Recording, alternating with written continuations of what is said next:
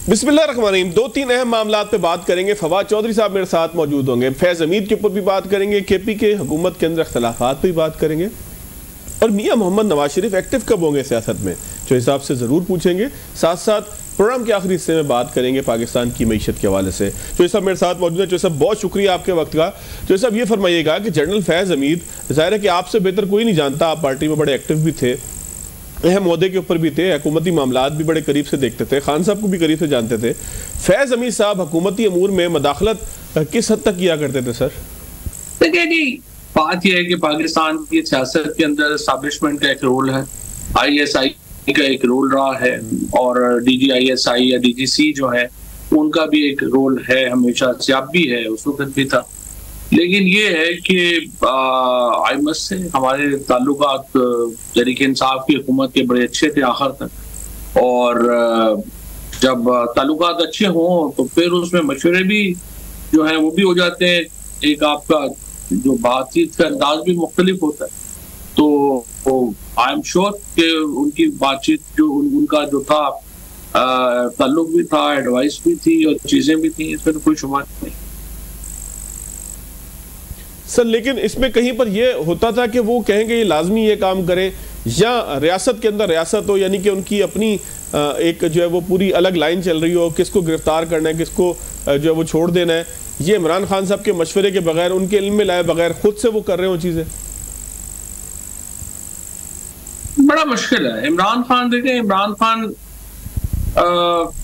अनवारुल्लाह काकड़ तो नहीं थे, या अनवार और वो इमरान खान को जफरुल्लाह जमाली तो नहीं थे ना।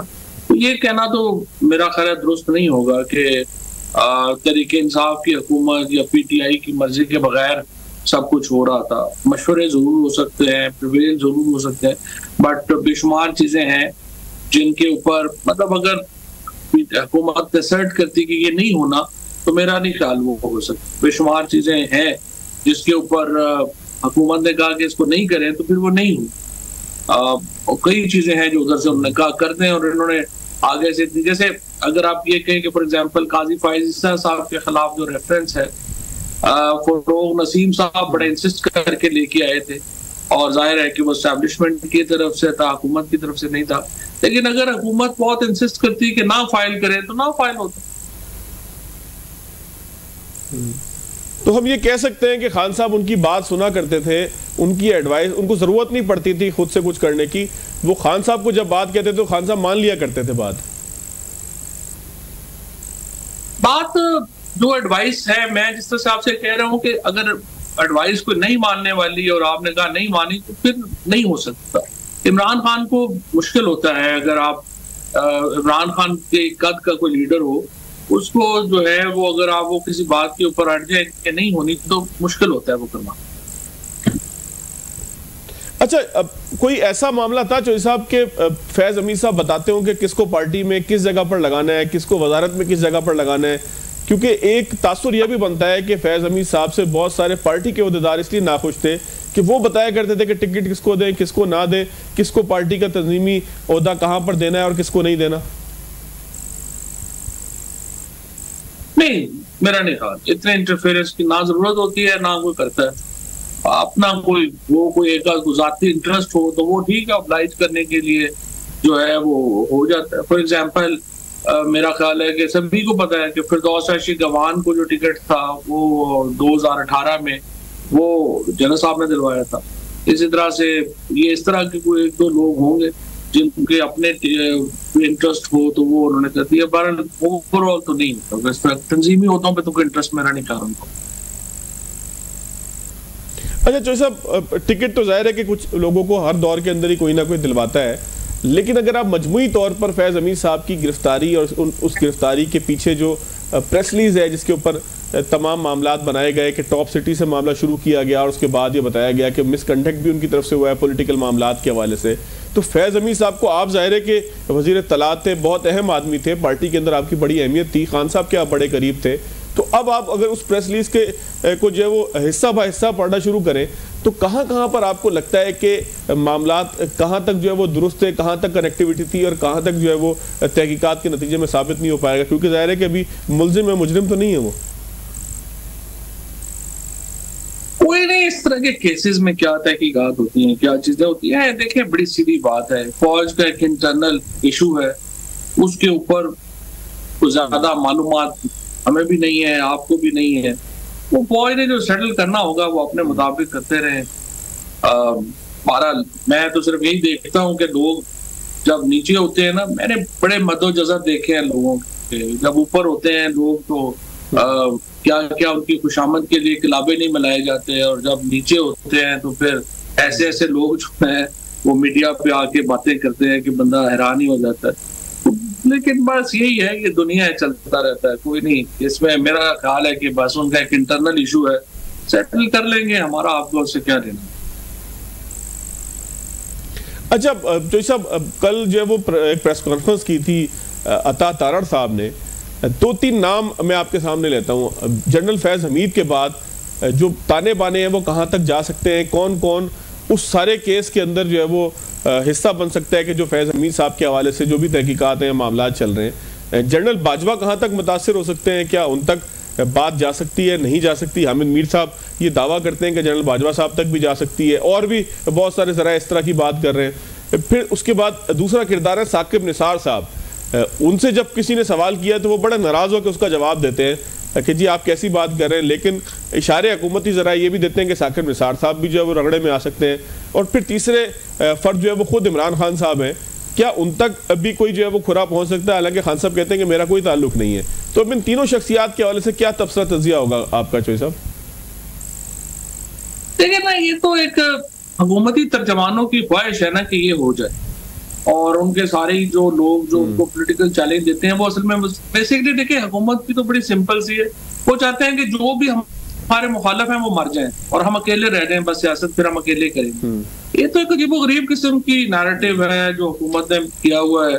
हुकूमती जो तर्जुमान है, जो मीडिया में भी उनके तर्जुमान है, वो रोज आते हैं बताते हैं कि इतने लोगों को फांसियां हो जाएंगी, इतने लोग जो हैं जनाब वो अपना जेलों में चले जाएंगे, जो भी हमारे खिलाफ बात करेगा उस पर टेररिज्म का पर्चा हो जाएगा।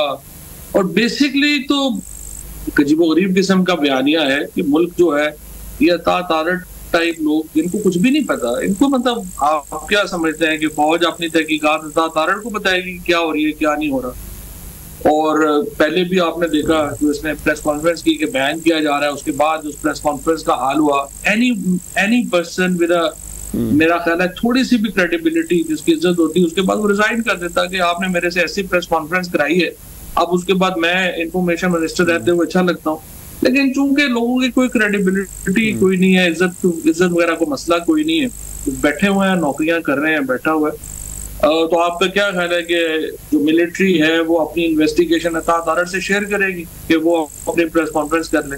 देखिए इनकी कोई हैसियत नहीं है। और ये बयानिया जो हुकूमत की तरफ से रोज आता है कि जो भी हमारे मुखालिफ है वो उनको फांसियां लगा दें, उनको जेलों में डाल दें, ये 25 करोड़ का मुल्क है, ये इस बयानिया पे तो नहीं चल सकता कि पूरे मुल्क को जो है वो जो मुखालिफ है उनको फांसियां लगा देनी है, जेलों में डाल देना, तो फिर मुल्क में सुकून हो जाएगा।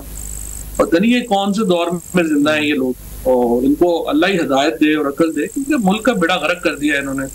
आज आप देख ही रहे हैं कि 100 टेक्सटाइल फैक्ट्री बंद हो गई है फैसलाबाद में, 2 लाख मजदूर वहां पे बेरोजगार हो गया है, लोगों से बिल नहीं दिए जा रहे, बच्चों की फीसें देना अजाब आ गया है। यहाँ पे बस हर वक्त एक ही ढोल बज रहा है कि जनाब फलाने को भी पकड़ लो, वो भी उसको भी पकड़ लो, उसको भी फांसी लगा दो। पहले जेलों तक था, अब तो खुलेआम कह रहे हैं मिलिट्री ट्रायल करें, लोगों को फांसियां लगा दें। पता नहीं ये लोग किधर जा रहे हैं। अच्छा चोई साहब, आप एक इसके ऊपर मैं इसको मुकम्मल करते हैं, फिर सियासी मामलात की तरफ चलते हैं। फैज़ हमीद साहब की गिरफ्तारी, फिर जो भी मामला हम देखते थे कि होता था, चाहे कमिश्नर पिंडी की प्रेस कॉन्फ्रेंस हो, चाहे जो भी मामलात हमने आज तक देखे कि जो सियासी चैलेंजेस आते थे इस हुकूमत को, तो हुकूमत कहीं ना कहीं निजी महफिलों में हमें ज़रूर कहती थी कि इसके पीछे फैज़ हमीद साहब हो सकते हैं। तो अब फौज ने फैज़ हमीद साहब को भी गिरफ्तार कर लिया या तहवील में ले लिया है, तो हुकूमत की जो ख्वाहिश थी वो पूरी हो चुकी है। एक ये भी फरमाइएगा और साथ ये भी फरमाइएगा कि सिग्निफिकेंस इसकी आपको क्या दिखती है तारीखी एतबार से कि फौज इतने बड़े कदम की तरफ चले जाए कि अपने उस डीजी को गिरफ्तार कर ले कि जो बिल्कुल इमीडिएट अभी फारिग हुआ कुछ अर्से पहले। फौज के अपने महकमे के हिसाब से तो बहुत बड़ा डिपार्चर है, क्योंकि इससे पहले एक ट्रेडिशन आई वुड से कि यही रही है कि वो तो प्रोटेक्शन जो है वो अवेलेबल रही है जर्नैलों को, और अब ये प्रोटेक्शन अवेलेबल नहीं है, तो ये तो जाहिर एक बड़ा डिपार्चर है जो एक अभी तक चल रहा था मामला उससे। सियासत के ऊपर तो मुझे नहीं लगता कोई बड़ा इम्पैक्ट क्या आएगा। इमरान खान की पॉपुलैरिटी फैज हमीद की मरूने मिन्नत तो नहीं है। इमरान खान का जो सियासी कद है वो कोई जनरल फैज हमीद या ISI का तो नहीं है, और आप उनको सजा सुना देंगे तो इमरान खान को क्या फर्क पड़ जाएगा, या आप इन्हें इमरान खान को सजाएं सुना ली 31 साल तो उनको पॉपुलैरिटी पे क्या फर्क पड़ गया है। लोग तो इमरान खान को मजलूम समझते हैं, और जितना आप इस तरह के मुकदमे, जिस तरह की चीजें बनेंगी, उनकी मजलूमियत में इजाफा होगा, इमरान खान की पॉपुलैरिटी में इजाफा होगा। और पाकिस्तान तो इमरान खान के साथ खड़ा है, पाकिस्तानियों के दिल तो इमरान खान के साथ धड़क रहे हैं, और कोई पॉलिटिकल नैरेटिव इसका जवाब अभी तक हुकूमत के पास नहीं आया।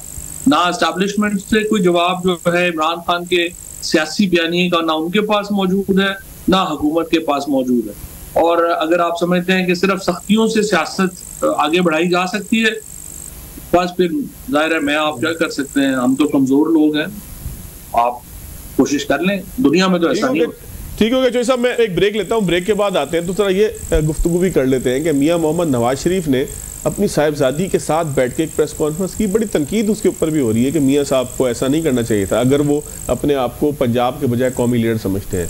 फिर दूसरा, सिंध से और KP के से भी आवाज़ें उठ रही हैं कि यहाँ के लोगों का क्या कसूर है, यहाँ के लोग इतने बड़े सूबे के जैसे वसाइल अगर नहीं रखते पंजाब जैसे, तो फिर आखिर वो बिजली का बिल ज़्यादा क्यों दें। चौधरी साहब से तफसील लेंगे ब्रेक के बाद।